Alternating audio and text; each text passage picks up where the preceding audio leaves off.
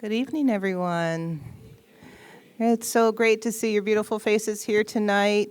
I'm very grateful to be partnering with the Booker T Community Service Center for today's program with Dr. Akilah Cadet in conversation with Shakirah Simley. I'm Shauna Sherman, manager of the African American Center, which is on the third floor of this building. And before we get started, I just wanted to acknowledge that we are on the area now known as San Francisco, which is on the unceded homeland of the Ramaytush Ohlone peoples. As the original peoples of this land, the Ramaytush Ohlone have never ceded, lost, nor forgotten their responsibilities as the caretakers of this place. We recognize that we benefit from living, working, and learning on their traditional homeland, and as uninvited guests, we affirm their sovereign rights as First Peoples and wish to pay our respects to the ancestors, elders, and relatives of the Ramaytush community. As the African American Center, we also give an ancestral acknowledgement that we adapted from the San Francisco African American Reparations Advisory Committee. And it says, we honor the gifts, resilience, and sacrifices of our Black ancestors who toiled the land, built the institutions that established this nation's wealth and freedom, and survived anti-Black racism despite never being compensated nor fully realizing their own sovereignty.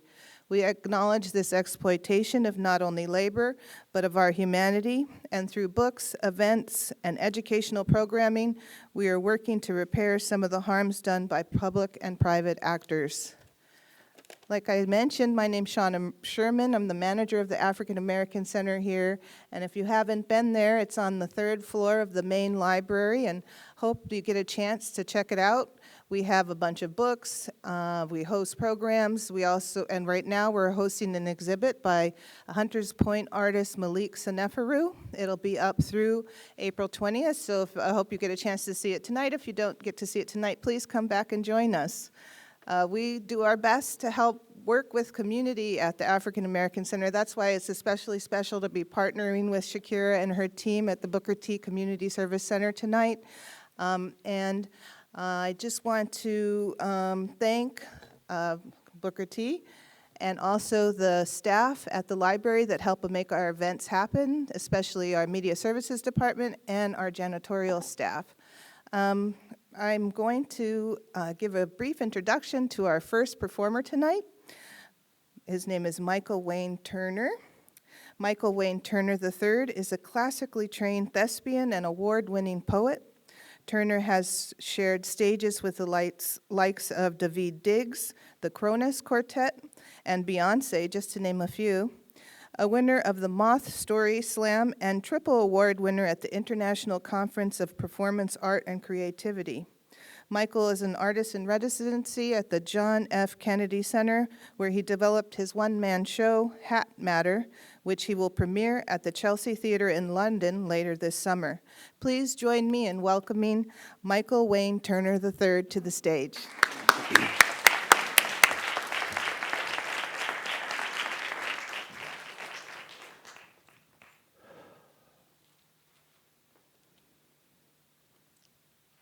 Give me a chance, give me a chance, give me a chance, give me a chance, give me a chance. It's dangerous, I know, but heartbreaks come and go, won't you? Give me a chance. Heartbreaks come and go, heartbreaks, come and go, heartbreaks, they come and go, won't you? Give me a chance. Please, give me a chance. Here stands a tree. It roots in soil fertilized by sweat. Its bark broken like branches of government, its branches stretched like the hope of a people refusing to die. In spite of where the seed comes from, the tree still bears fruit. The fruit from the tree hang strange, like fatigue. Like idle teens, they hang. Strange fruit never picked, just hanging. What happens to a tree that bears fruit never picked? What happens to the fruit? I've seen such things turn to hanging posts. The fruit is pulled by gravity in a downward spiral. Life makes it fall. Both tree and fruit left alone to pile like dead bodies. This is America. The streets are hot. A legacy of tears make up our dirt roads, and a history of fears make up the paved ones. Land prisoned by concrete, it's hot. Bullets boiling, bullets flying to and fro, criminal and cop. And I call this home. Here, premature death is a genetic disease. Here, eating at our hearts. And I am sick and tired of dying in public with strangers. I am sick and tired of dying. How do we expect an untended garden to grow? You can blame me for being so hopeful, but I still believe no plant is ever too wilted for the grace of water. I can't help but think if there were more time, more space, a little more sun, and a lot more water, every seed could grow into trees of knowledge, steadfast with roots rupturing the concrete, branches breaking through barbed wire, growing unrestrained, so that finally these apples might fall far from the tree. Give me a chance. Give me a chance. Give me a chance. Give me a chance. Give me a chance. It's dangerous, I know, but heartbreaks come and go, won't you? Give me a chance. Heartbreaks come and go. Heartbreaks come and go. Heartbreaks, they come and go, won't you? Give me a chance. Please, give me a chance. Thank you.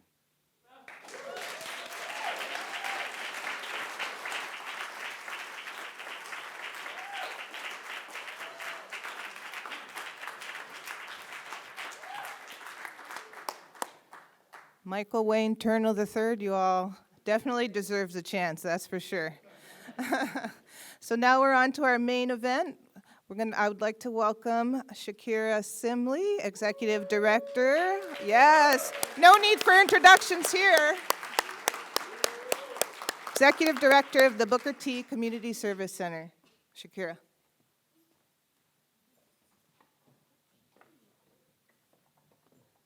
Hey, everybody. Oh, what's up, everybody? Listen, we came to style, right?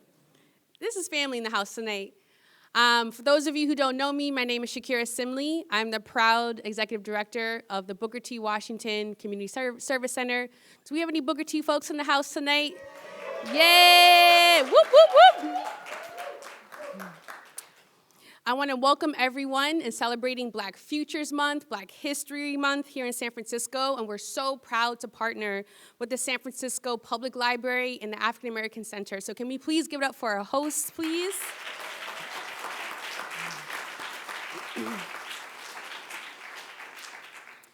I want to take this moment in a time of grief, in a time of anger and frustration, or just being plain old tired, to remind everyone that we do not need permission to celebrate ourselves. We do not need permission to honor our community and our heritage. We do not need permission to remember our ancestors and become even better descendants. In order to make this space as inclusive as possible, I want us to know that we're here on stage in the Corrette Auditorium at the bottom of the San Francisco Main Library. in front of a live audience. Are we live, audience?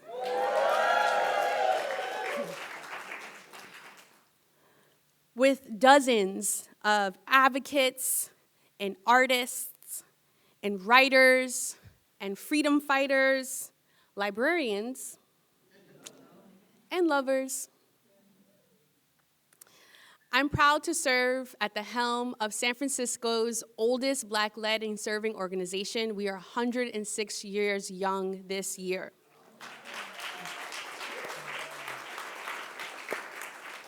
We serve over 6,000 San Franciscans every year, and we are so proud of all the work that we do. And I do not do this work alone. And so can I please ask that our Booker T members, staff members, stand up so we can give them praise and honor their hard work. So Booker T staff, please stand up. Don't be shy. Whoop, whoop.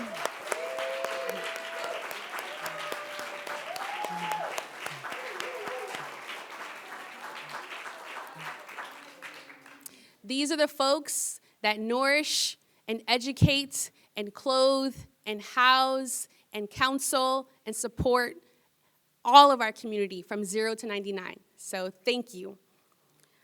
I'm so excited to welcome one of my favorite writers, a hero, one of my favorite freedom fighters. Why are you shaking your head, Akilah? We're just gonna be kikiing up in here, so just get ready, y'all. Dr. Akilah Cadet. What I love most about Dr. Cadet's book, White Supremacy is All Around, is that everyone can walk around with a firmer understanding of how to think about racial justice, gender justice, disability justice, all the things, all the isms, right within the context of their own lives, their own intersectionality, and their homes and workplaces. Dr. Cadet is the founder and CEO of Change Cadet, an organizational development consulting firm that offers services and supports embedding belonging into overall company culture, identity, and strategy. The things that Mr. DT is trying to tear down right now. As a Forbes Next 1,000 entrepreneur, her work is behind some of the biggest brands you use every single day. Dismantling white supremacy through storytelling is at the core of her work as a leader, speaker, creative director, producer, writer, editor, and co-owner of the Oakland Roots and Soul soccer teams, where she led the most successful round of community investment in sports history. This is her first book and probably not her last. And so please, everyone, help me welcome to the stage Dr. Akilah Cadet.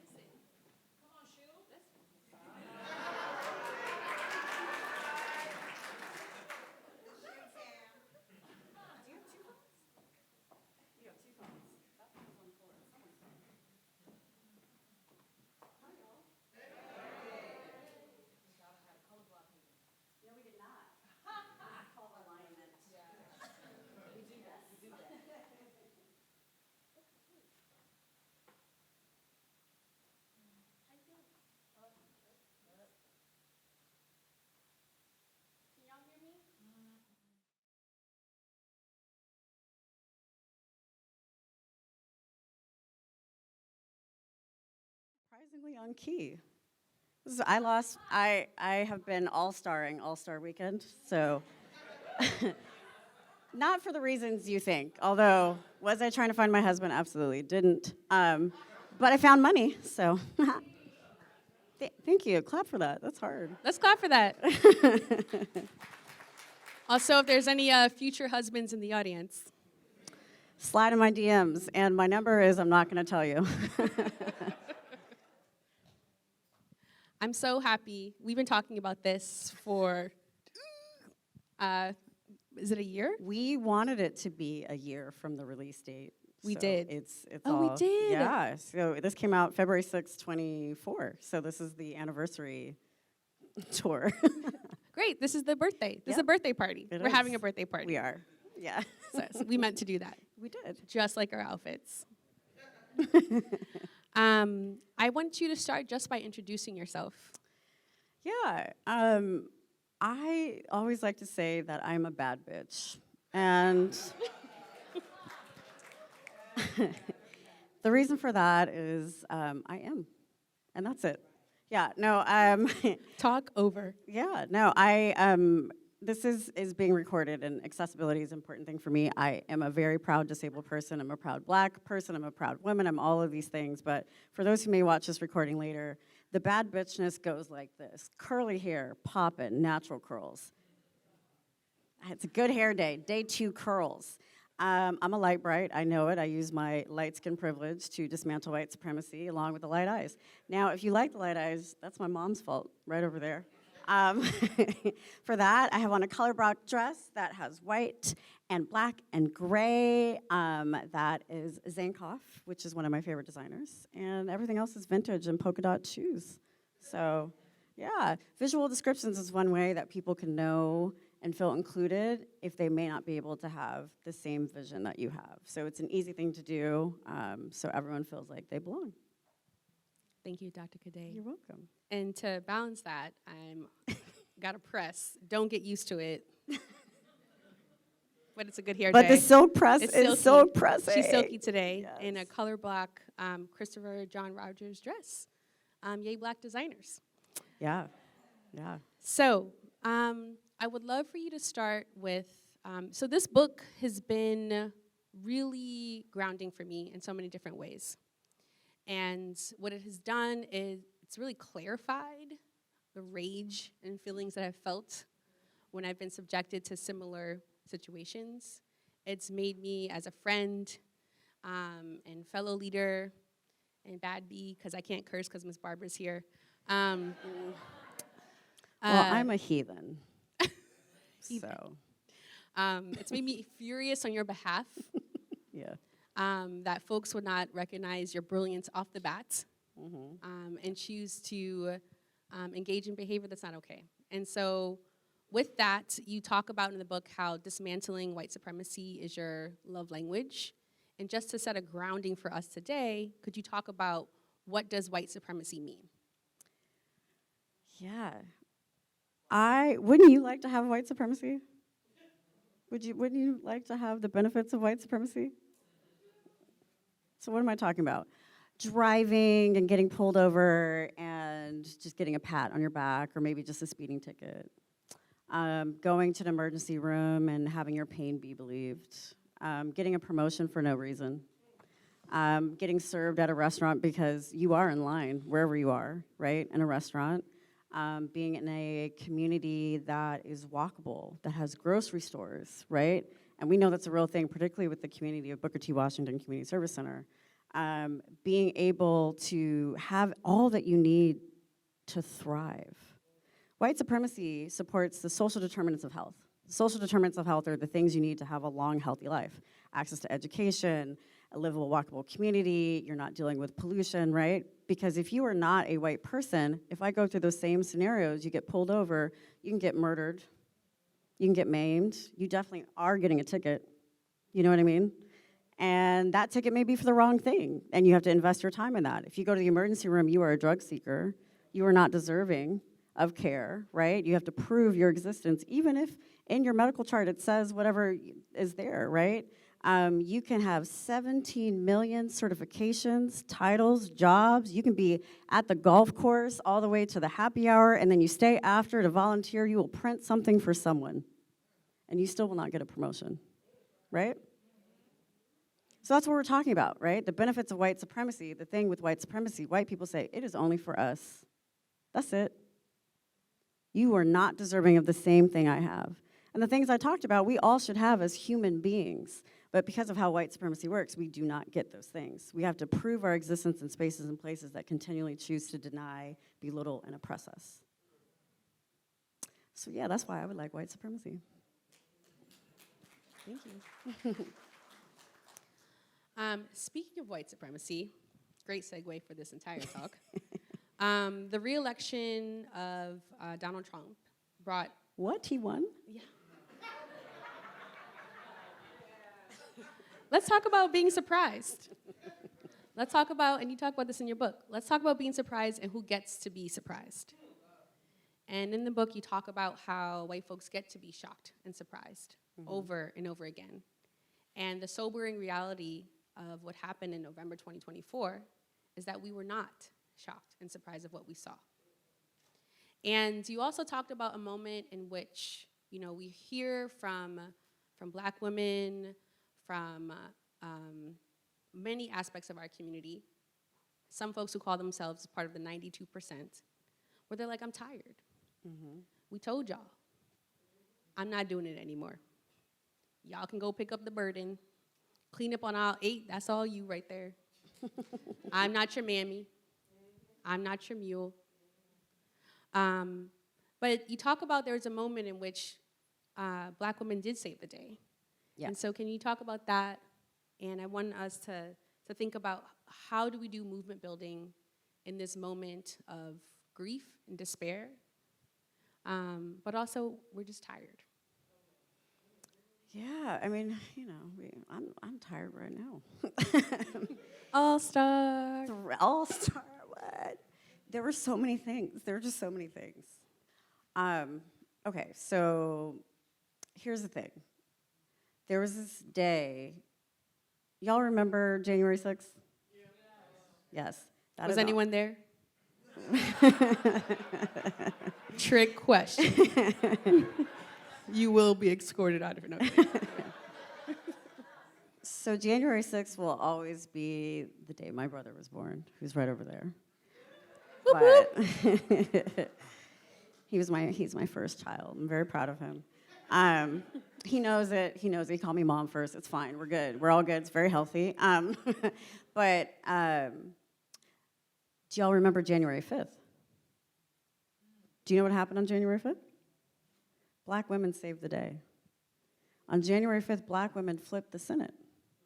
And flipping the Senate allowed a lot of the stuff that you saw Biden and Harris do happen. Black women literally were out there in the streets, hustling, churches, doing all that needed to be done. But we only have one day. Because January 6th, the racist folks, white people came out to be upset with something that they're not upset about. All of a sudden, the whole process works this time around, right? And so, particularly for Black women, we come to, you know, now we had this last election, and Donald Trump prevailed. Now, I don't call him Trump, I call him Donald. I say Donald and James David. Why do I do that? There's a 2018 study that shows if you call someone by their first name, and it's typically women, it means they are not qualified to do the job. That's why some of y'all called Kamala, and I always called her Harris. And they do that on purpose. So Donald and James David are trash. But I don't give the power to them. But them being in their positions, Black women are tired because we told you this was happening. We told you that on January 5th. We told you that also in 2015 when Donald ran the first time. But people have chose to not listen. And it's not just, you know, in the past 10 years that we're seeing this. This is the beginning of time. Ever since Black people have been brought here from Africa, Black women have been doing the work. That's why we have stereotypes of being a Jezebel, right? Being over-sexualized. That's why we have the stereotype, and that's due to the, you know, enslavement of people in this country and being used as sexual objects. Sometimes there were some little love stories in there, but usually not, right? That was happening. That's why we're known as the mammies and the mammies, because we would take care of the kids, and we would cook the food, and we would do all these things. We'd solve all the problems for those in power. The way white supremacy works is the white man, heterosexual, non-disabled, cisgendered white man has the most power. And Black women were supporting those individuals by taking care of their kids, their house, their food, their family, everything. And so still today, we have that expectation to do the same thing. And that's why people come to us and look to us. So when we have this 92% movement, people are saying, Black women and Black identifying women are saying, I'm not gonna do this anymore. But here's the thing. If they choose to not do the work that I'm doing, that Shakirah is doing, they still have to live in this country. They still have to go outside. They still have to grocery shop. They have to go to the grocery store. They have to take care of their kids. Their kids to are being church. discriminated against. Church, wherever they're going, they still are not in a position where they can just be a white woman who's second, white, heterosexual, non-disabled white woman who's second in having the power. They still don't have that benefit. So even them saying, I'm not going to, be so vocal in what needs to be done for other people, they still have to advocate for themselves and their loved ones, right? So there's still work there. So there's layers, right, into it. Now, I have chosen a path of doing this work. Quite the path. Quite the path, yeah, quite the path. So here I am doing the labor. And I feel like in response to that, we were talking earlier and we were thinking about how it's okay for us to be tired. It's okay to take a step back. And we can afford anger and frustration and rage or a nap. I'd like a nap. What is that? Let's Tell me more. Bring those back. When you were in kindergarten and you got a little mat and got to see, No, I was a preschool teacher, and that was also my favorite time of the day. I was like, you want me to sit next to you? Yeah, David, no problem. Yeah. So we can afford these things, but what I like to think is that we can't afford apathy. Mm-hmm. I don't think our folks have ever been able to afford apathy. Mm-hmm. And I feel like our movement building, the tent in which we'll have to build, might be a little bit bigger, might look a little bit different, might stretch us and push us at our, intersections. But the kind of resounding refrain that I've been having bouncing in my brain from like Kendrick to Alice Walker, right? All my life I has to fight. All my life, right? That was a good mashup. Good job. Right? We know our history. Mustard. No, I'm kidding. Yeah.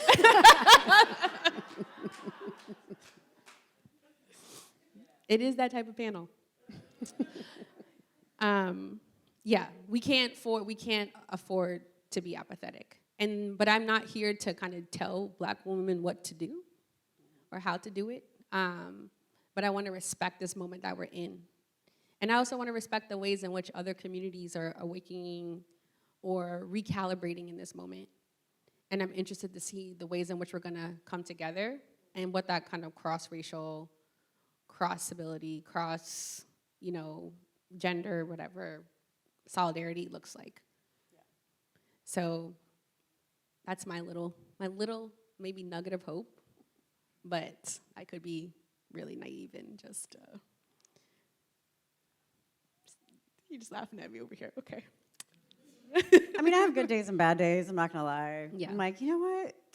This is gonna be good. And other days I'm like, no, we are effed. And actually, I say we're effed all the time. I say it every day, actually, that's happening. But we have to find ways to keep moving forward, right? Because we still don't even have the privilege to be stagnant. So let's say you choose to just exist, right? That's true. So it's important to note that we all have intersectionality. We can have things in common, like we can be people of color, we can be BIPOC, we can be first generation, we can be Black, we can be all these things. But when we talk about intersectionality, it's the intersections of our identity. So it's coined by Dr. Kimberly Crenshaw. She's a lawyer and a boss, but and a Black woman doing the work.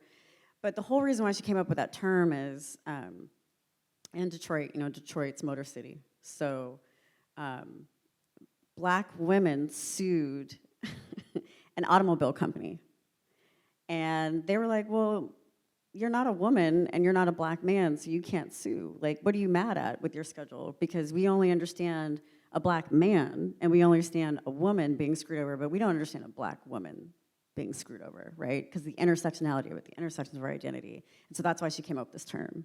So if you think about a bus going down the street, and the first intersection is people who make $50,000 or less, and the next intersection is women, and then the next intersection is LGBTQ+, and the next is disabled. By the time that bus gets to the final destination, there's only gonna be white guys who have a whole bunch of money on it, right?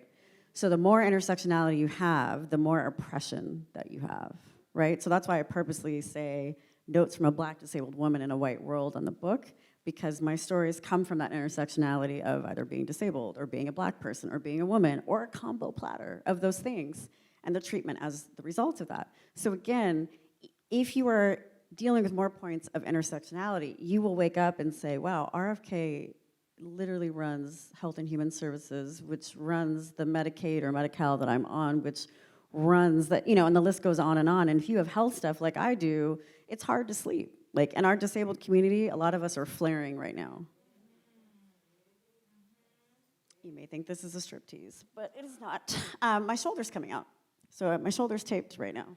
And that's because my rib is coming out. And it's been for 3 months, ever since I knew Donald was coming. And then my joints in my hand are inflamed. And then this wrist is swollen. And that's all because I can't have some homeostasis, right? Because of where we are. And this is not like, oh, Donald, he was president before.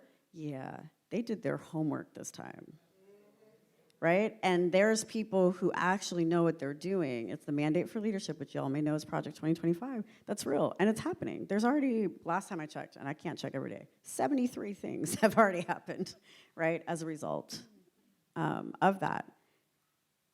And so right now, I'm just gonna say this before I forget, because I am also in a lot of pain. I'm always in a lot of pain, that's nothing new.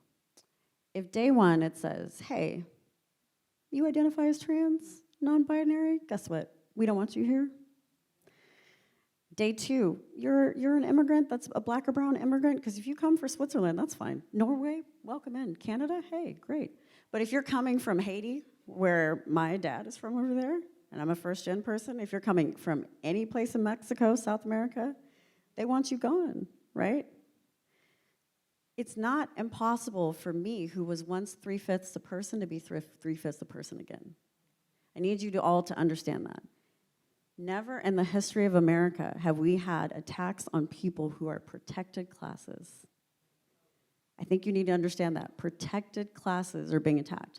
A lot of this stuff has to go through the court, there's pushback, but the messaging is heterosexual, non-disabled white guy, right? If you don't know right now, intersectionality, in any research on the federal level, you cannot say women, woman, underrepresented, anti-racism, equity, diversity, male-dominated. You can't say any of that in research. Guess who's left out of the research now? Me. I'm not part of the research, right? If you take all the folks who are willing to work to harvest our produce to Guantanamo Bay, who do you think is going to pick the produce? I did what white people told me to do. I have 3 degrees. So I wouldn't have to be on anyone's plantation. Now, please know, on January 21st, someone told me this N-word to go back to the plantation. But my plantation owns equity. It's growing.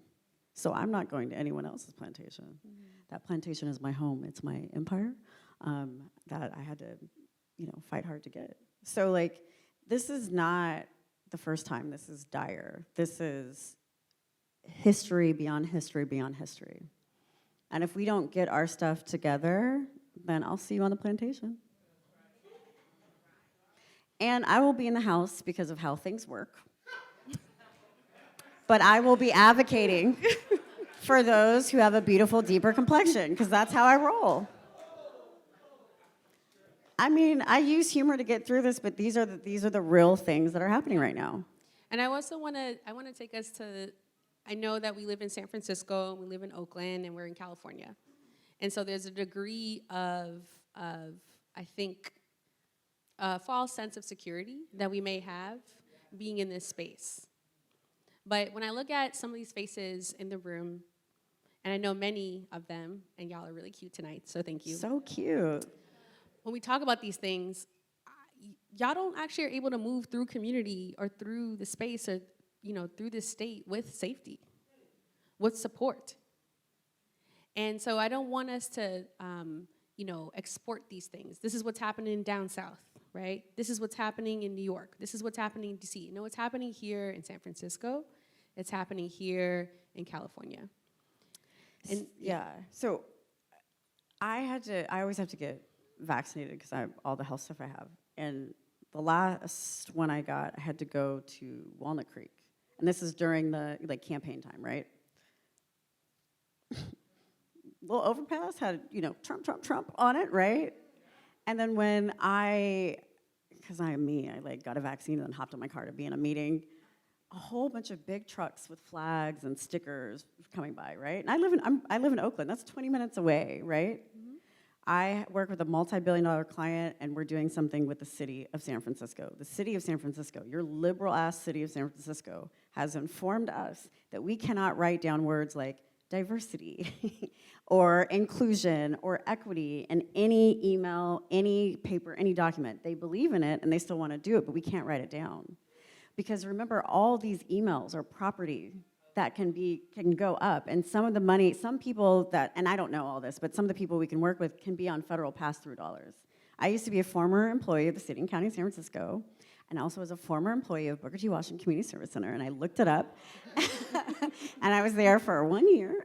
So I'm having a full circle moment, but this is the liberal space in which you're in, is the land of microaggressions. So they will not lynch you out here, but they started the microaggressions, so. Get ready. Just saying. And also, there's different ways in which we've seen this happen in California, right? We've had Prop 209 on the books for over 20 years. And so we tried to repeal it, right, in 2016, right, in 2020 with Prop 16, right, which would have allowed for equal access and equal accommodation for our BIPOC communities in government contracts and our public universities, right? We got rid of affirmative action in California many decades ago, and we've seen the effects now with the attrition of Black and BIPOC workers in city government, with the reduction of BIPOC students who are able to attend our public universities, right? With the reduction of public contract dollars going, right, to workers and to Black businesses and vendors. That's already been happening here in California.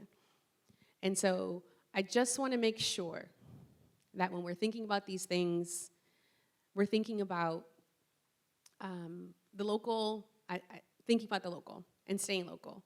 I feel like folks, we can't lull ourselves into a sense of false security because we're not as progressive as we think we are and as we should be. And that does mean some hard conversations here, right at home. And so, we're proud to work with a lot of folks, many of the folks in this room, to continue to push that work, to push that racial equity work. But, things may work their way through the courts, but the courts haven't been on our side before, right? I want to talk about, you mentioned this, so welcome back. Come back. I mean, you're already building an empire, so don't really need Booker T, but we're happy to be part of it, so let me know.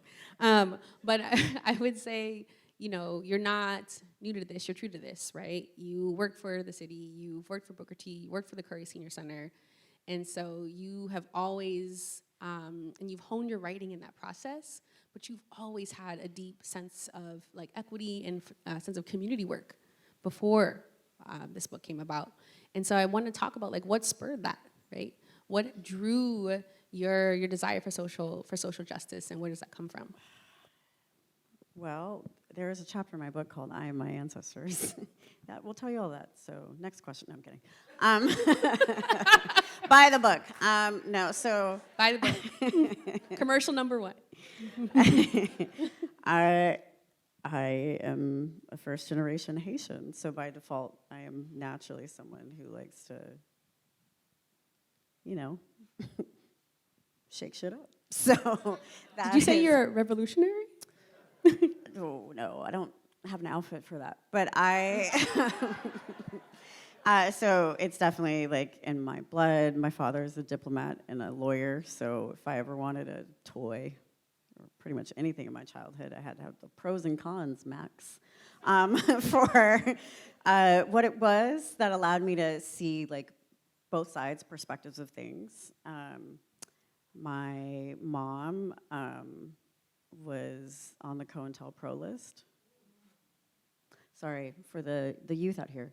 The Counterintelligence Program was a list that the FBI had together that had some up-and-coming notable folks like Martin Luther King and Malcolm X. And my mom and her activist group was there. My mom made daishikis for the Black Panthers.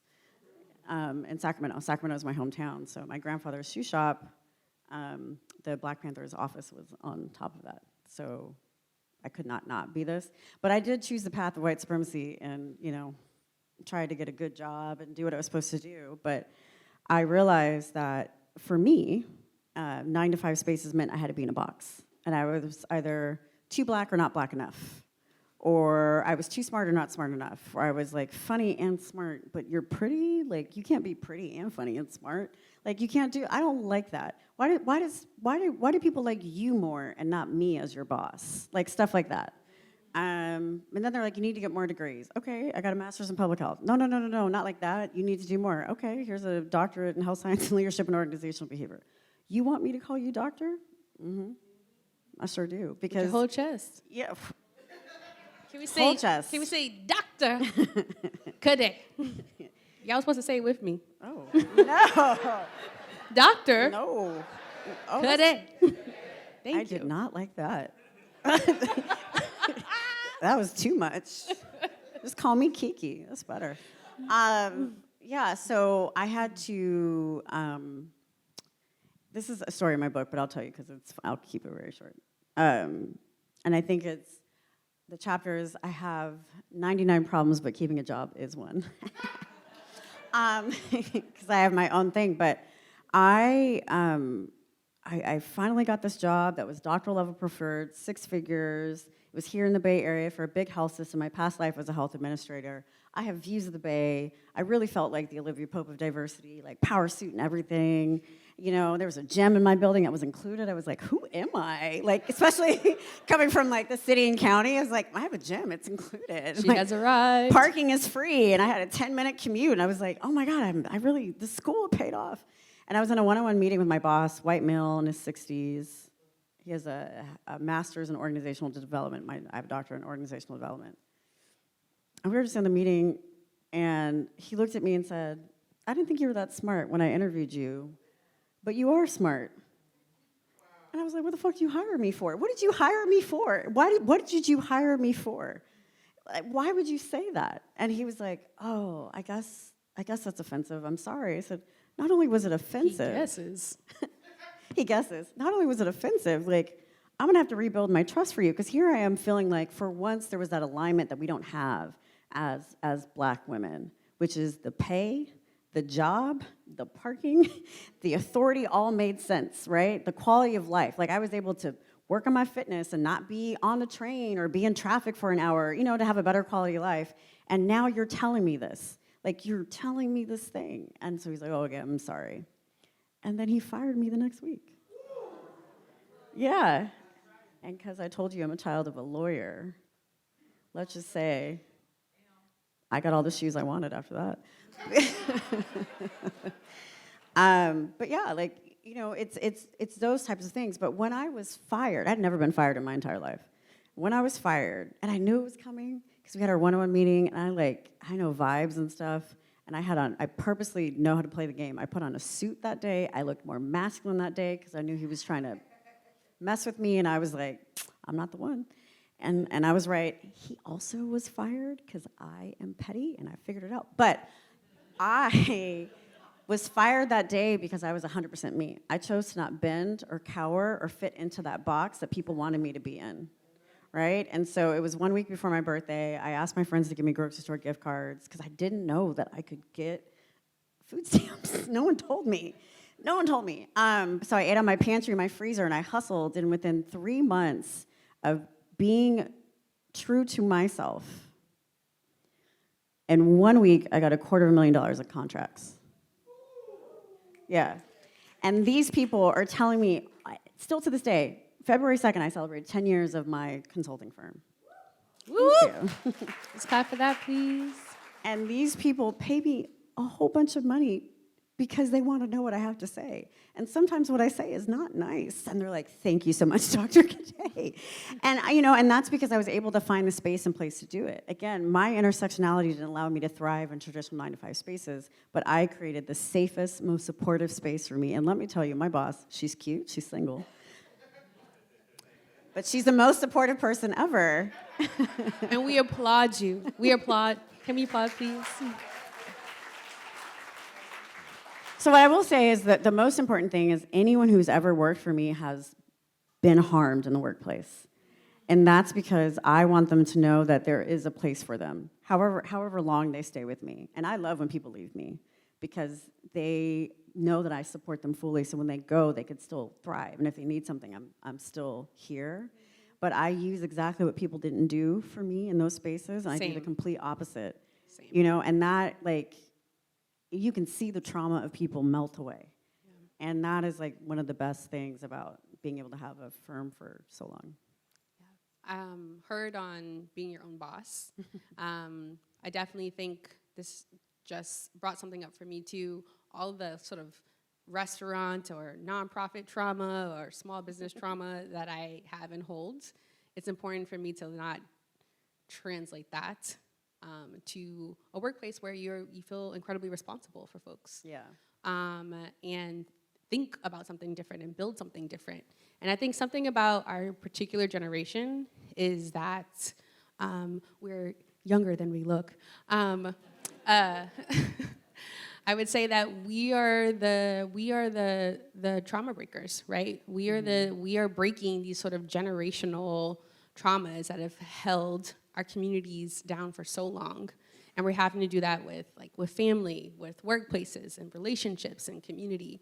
And that can be tired sometimes. But I definitely do think that is the work, the daily work of our generation, and how we show up and how we will continue to show up. So, and I thank you for that. No problem. Yeah, just Right back at you. easy breezy. Let's keep talking about white supremacy. So, in one of your chapters, you talked about how COVID forced folks, especially white folks, to sit in discomfort for a long while. And that is why the response to George Floyd was different than that of Ahmaud Arbery or Breonna Taylor. Mm-hmm. There was a moment in which we were all at home, and we had to be home, and we had to sit in grief, and we couldn't go anywhere. And so the impact of that violence really spread across many people. And more people. And so there was a broader coalition in folks that social justice summer we had long ago in 2020. And then one thing that you talk about was like when folks are sitting in discomfort, it moves them to action. Mm-hmm. But let's talk about the type of action. And one of the most brilliant frames, and I really hope you all please read the book. You can get it from the library. We have Marcus Books here, who has copies available for folks if you'd like to buy, or you can get it on an audiobook as well. One of the things that Dr. Cadet talks about is moving away from allyship to being an accomplice. And I think that framing is so important here, and I just want to make sure in our conversation you talk about that and you dissect that. Yeah, totally. So I think in order to talk about being an accomplice, we have to talk about where this is kind of started, which was with the murder of George Floyd. Now, May 25th is my mom's birthday. So I always know it as my mom's birthday, but unfortunately I am me, so it's also the day we lost George Floyd, and it's the Remembrance Day of George Floyd too. So when that happened, you have to realize that Ahmaud Arbery was in February, it was the end of February, and some people ran. You know, the allies ran the miles he ran before he was lynched. That was a lynching, right? And then Breonna Taylor was murdered March 13th, 2020. Does anyone remember what was going on in March? That was when, do we go inside? Do we not go inside? What is this pandemic thing? Is a pandemic here? Like, and so, yes, people were upset, but they were also figuring out what their life was going to mean. So those who are inside, we have to acknowledge privilege. Were those who had the privilege to work inside, because there's still plenty of people who had to be outside to do their jobs, right? And so those who are privileged enough to be inside had this news cycle that was repetitive of a knee on a neck and a man calling for his mother. Nonstop, like nonstop. And so as a result of that, those who have less intersectionality felt something they haven't felt before. Emmett Till happened for some of y'all in this room, and you remember that. You know, the Emmett Till lynching act didn't happen until 2021, right? So some of you have seen this happen over and over again, either through stories or papers or photos. And then we can even take it to modern times. Rodney King happened, right? And that was timing because someone had to have a tape that they wanted to tape over on their camcorder at that time, right, to make it happen, right? We've seen this happen over and over again. None of this is new. But the only difference is that people had to be home. Life was still going with Emmett. Life was still going, you know, with Ahmaud. Life was also still going when it came to Breonna. And so because a result of this, it did lead to action. So what do we see companies do?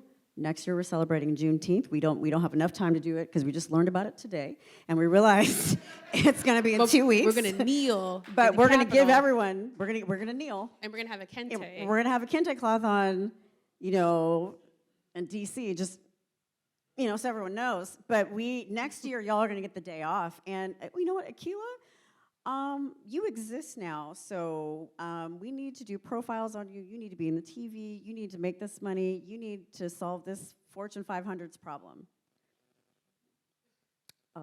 What? Because no one cared before. So the amount of allyship we saw during that time period was performative. How do I know? Google doesn't have DEI anymore. Do you know how much money Google has given me? Enough for these shoes? Maison Margiela shoes. Yeah, I was like, these are quite designer nice, shoes. yeah. So Google, I've been working with Google for 7 years, 6, 7 years. And I probably am not going to get any more Google money, right, as a result of that. Right? It's been the experience of a lot of like Black creators, Black writers, Yeah. Black artists. Like it's definitely gone. It's gone. Target did a great job of bringing in Black and brown folks, and they said no more. You know, so we boycotting though, right?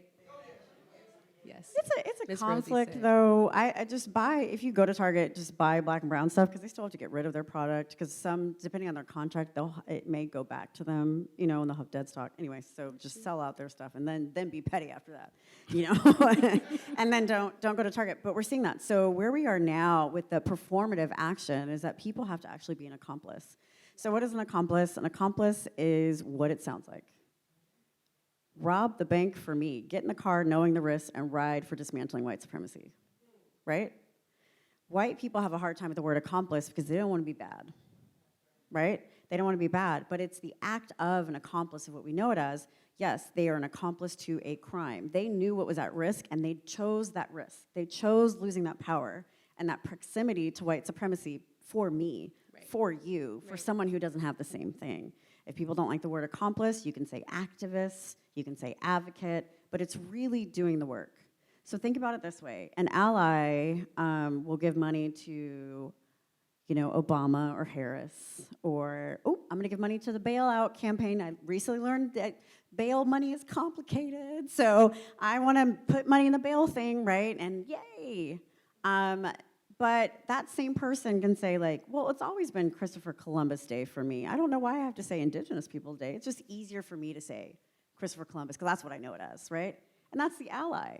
The accomplice will say, oh, Christopher Columbus was awful, committed genocide, did some other things that were pretty awful. And, you know, I didn't know that, but I'm open to learning and unlearning what I thought was right and true. So now I have Indigenous Peoples Day off, right? So they're willing to do the work. They're willing to risk the job. They're willing to be comfortable being uncomfortable. An accomplice is someone who brushes their teeth, they put on their deodorant, they check their bias and privilege every day. Both big and small actions. And that's what we need. That doesn't allow for performative behavior. Allyship does. Are we clear on the difference? Hello? Can we give snaps for that? Thank you. I love how you said also accomplices must wear deodorant, because I agree with that too. But I also think that power shift and letting go of power is essential. One of the things that we talked about is how sometimes you don't need white people for white supremacy, right? The system, it can be so durable from an institutional and organizational perspective that it can be embodied in our own bodies, even as BIPOC folks or Black folks. And it's probably one of the best design systems ever. It's been so well engineered and can shift and change based on a generation, based on technology. And so what I also want to uplift, that it's important that when we're confronting and dismantling white supremacy, which is your love language. You know what? It's not. That Yes. love language dude can go to a place Oh no, that what did bad people go to. I'm not caught up. What happened with the love language guy? So I had. Oh no, I'm about to be heartbroken. So again, I'm a child of a lawyer, so I trademarked. My love language is Dismantling White Supremacy. That was the original title of the book. And my editor picked that title of the book. She's a white woman, she's wonderful. She picked the title of the book. I was like, okay, white woman. I will keep, that's why I wanted to work with her, because I knew she'd ride, right? She'd be in the bank, the accomplice, Yeah. like making it happen. And so I trademarked it. I got the conditional trademark for it. Thank you. And then, because I got before I even got the conditional one, I was harassed by the white man who created the love languages. So, you know, if you date and you're like, what's your love language? Physical touch. I'm more of a acts of service person. That's an old white guy who, at best, is homophobic. At best. So if you go to his website, so if you look up, I don't like to say his name, but if you look up, you know, the love language, creator of the love language, a love language book, and you go to his website, he's very religious, and he believes a marriage is between a man and a woman. There's resources on his website to help someone not be gay. Oh. And not be trans, yeah. And like today, you can find it today. He likes things to be very, very white and very, very right. And so what he has done ever since he's created Love Languages, which was like 30 years ago, he has a very litigious law firm that goes after anyone that has love language in their title because he wants to have it uniquely. And I was the first one to get to a position of a conditional use of it. They did not like that. I am still a Black disabled woman in a white world.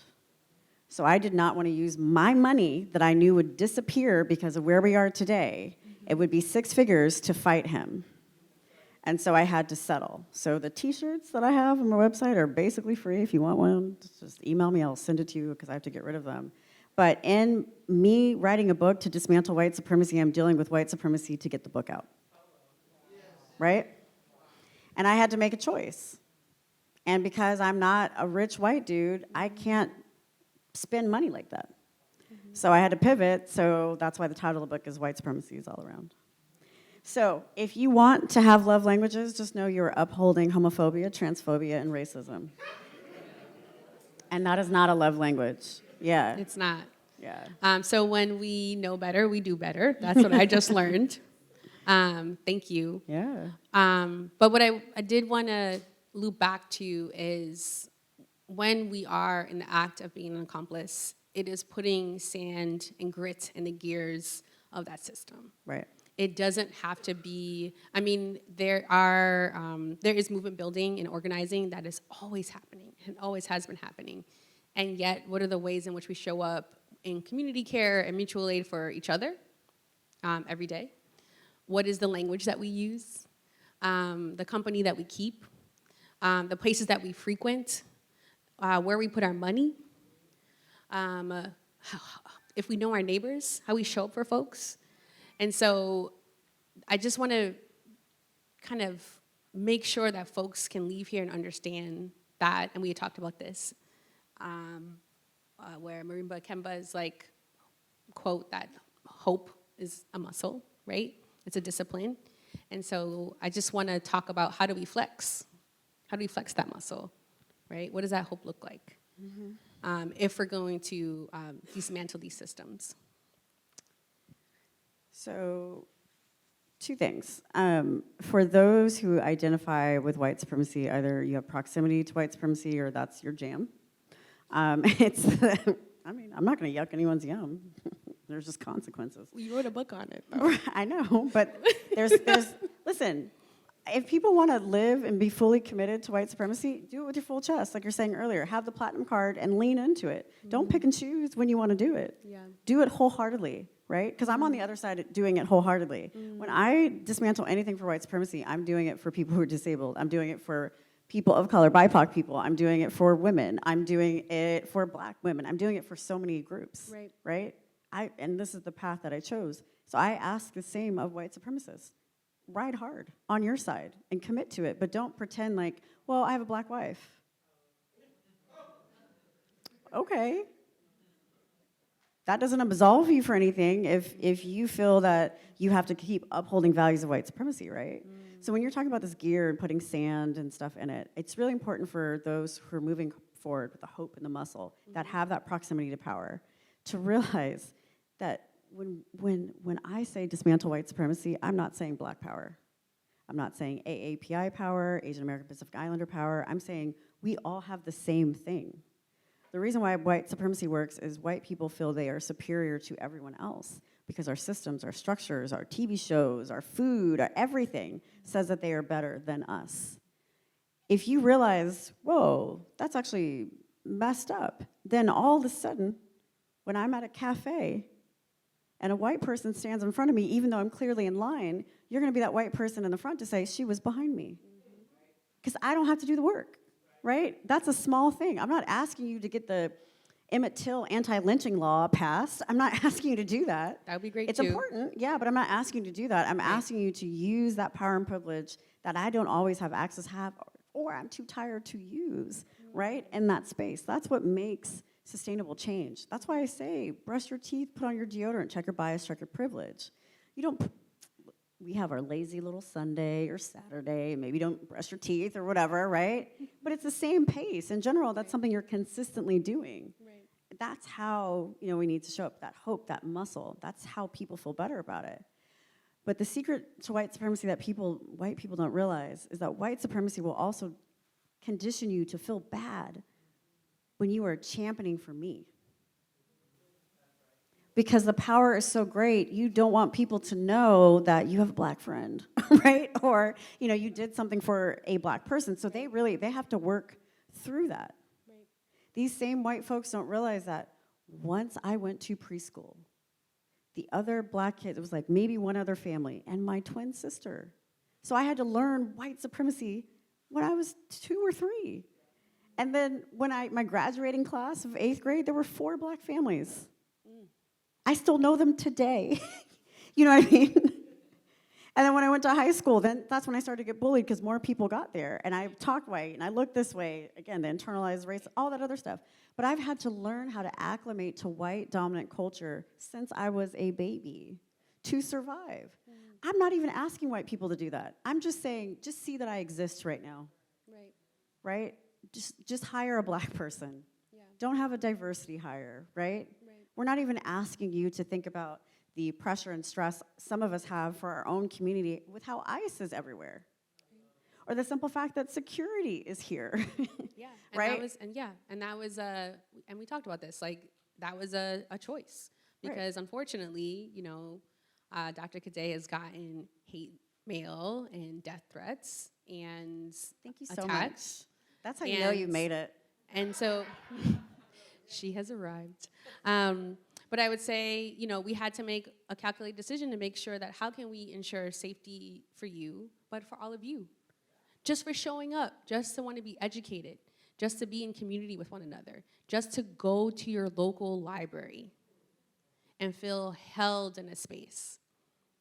And so do we have to subject everyone to bag checks? Yes, because we want to make sure and ensure that everyone can show up in the way that we're all welcomed and we can thrive.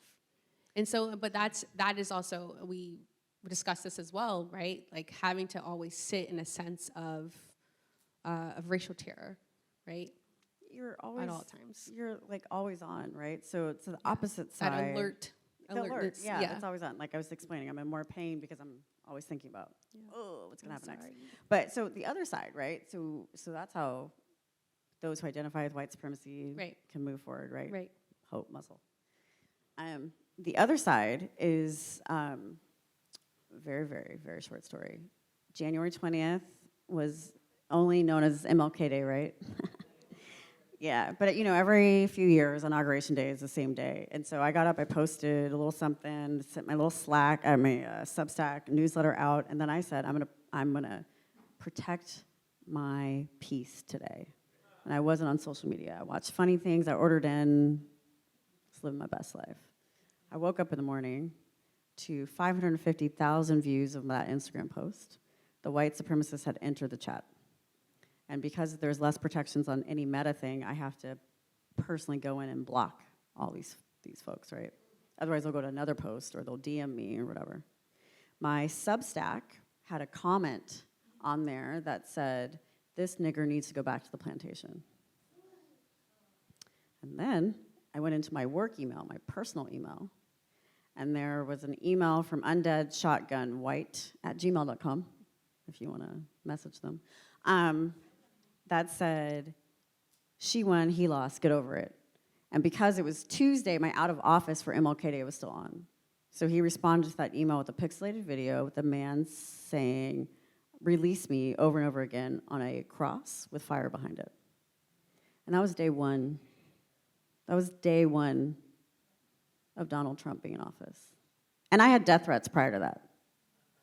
I haven't had a death threat this year, but I also haven't checked all my messages, so there's still Let's time. not call that into the universe, please. There's still time. And so I use that because it's important for you to protect your joy and to protect your peace, because Donald cannot take that away from you, right?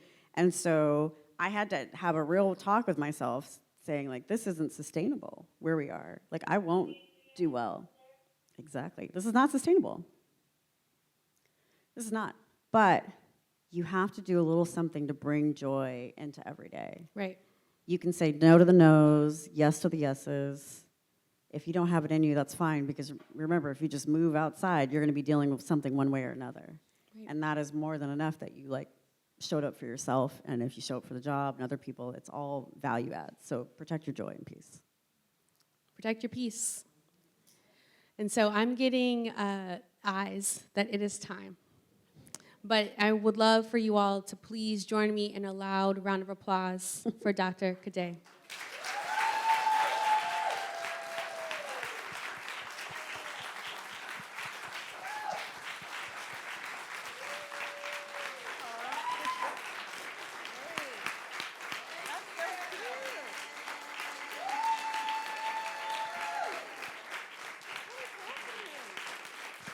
You deserve.